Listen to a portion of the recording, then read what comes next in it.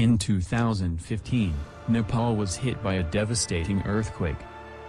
It killed nearly 9,000 people, and injured 22,000.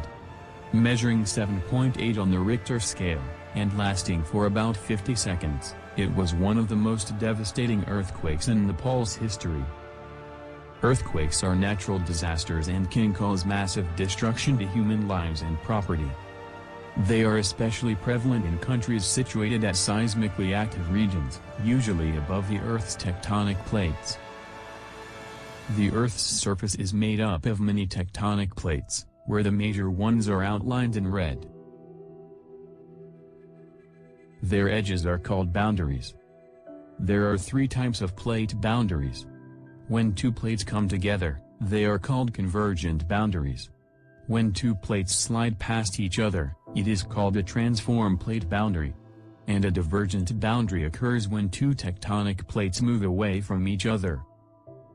These plates tend to slide and glide due to the energy that is stored within the Earth's crust, and when they get locked together, there will be an immense buildup of energy at their edges.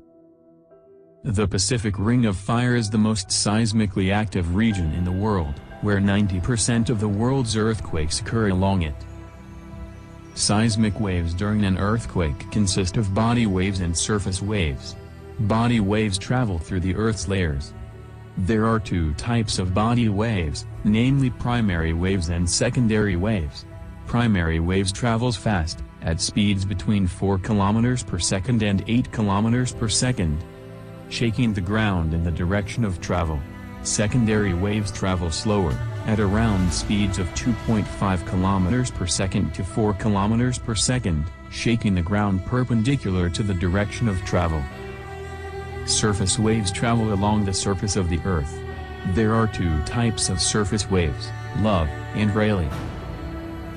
Love waves can only travel in solid matter and are the most damaging as they cause the ground to shake side to side, impacting foundation of structures very negatively. Like secondary waves, only without vertical displacement, and they travel perpendicular to the direction of propagation.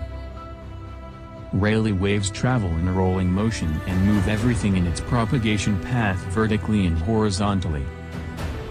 As compared to body waves, surface waves have stronger vibrations and causes surface destruction.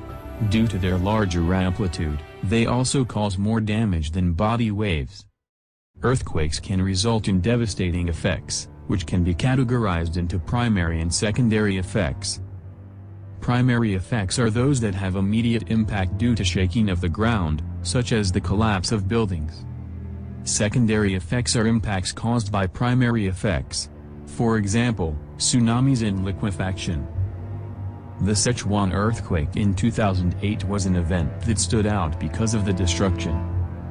It resulted in 87,000 deaths and missing people, left approximately 5 million people homeless, and costs the nation $138 billion to rebuild the affected areas. Similarly, the Tohoku earthquake in Japan was recorded as one of the costliest earthquakes.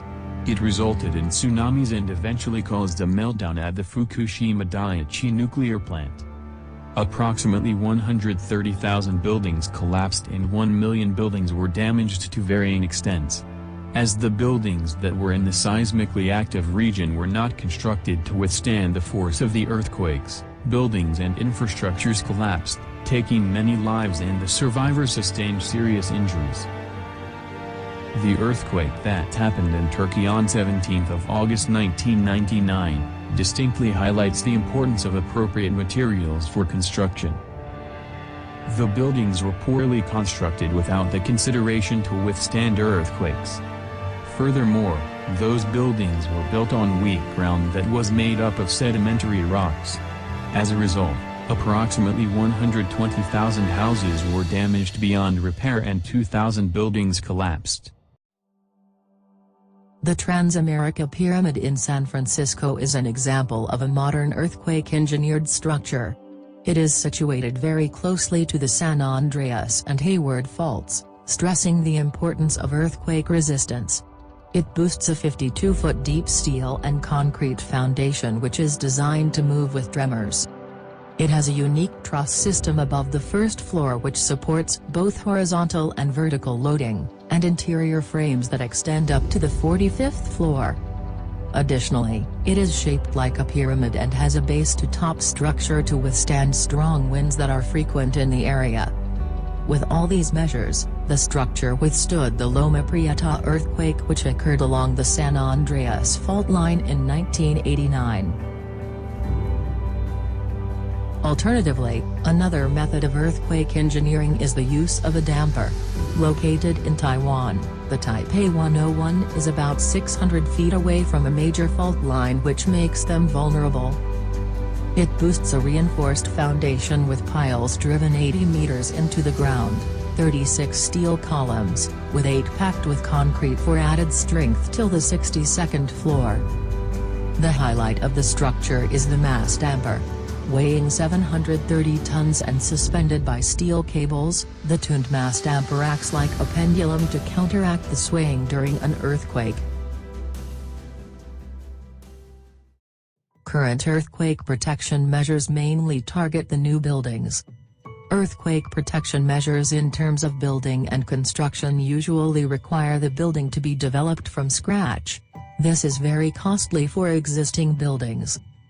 The general idea of this new method is to retrofit an earthquake-resistant structure into the existing building. It could be an elevator shaft, staircase landing or even a restroom column. This solution should be coupled with the use of an earthquake detector in order to warn occupants in the building to take cover in the earthquake-resistant structure. Using earthquake-resistant technology and materials to mimic the existing measure of construction, we can create a similar structure at a smaller scale at a fraction of the cost for a new building. It is a more viable option as compared to building a new structure from scratch. The structure should be constructed with the necessary seismic parameters for the region. Coupled with an earthquake detector which detect primary waves of an impending earthquake, occupants of the building should immediately head into the reinforced structure for shelter upon sounding of the alarm. They should remain inside until the earthquake tides over or until rescue personnel reaches them. This technique can be applied at regions with expected seismicity, but lack the monetary resources to construct a structure all over again from scratch. The region of Sichuan is a suitable location to implement the method. The 2008 Sichuan earthquake claimed the lives of many children as the schools were not built to withstand the effects of the quake. At the moment of the earthquake, the victims were unaware of the approaching catastrophe. Had there been a warning from an earthquake detector, they could have bought more time to escape the frail structures. If there was a column that could withstand the damage, the time taken to approach a safe zone would be much shorter as compared to time taken to escape the building from the top floor. Even up till today, the after effects are still felt by the residents and the city has yet to be restored to its original state. It is still not too late to apply this technique to the city. With the implementation of this method, many lives can be saved.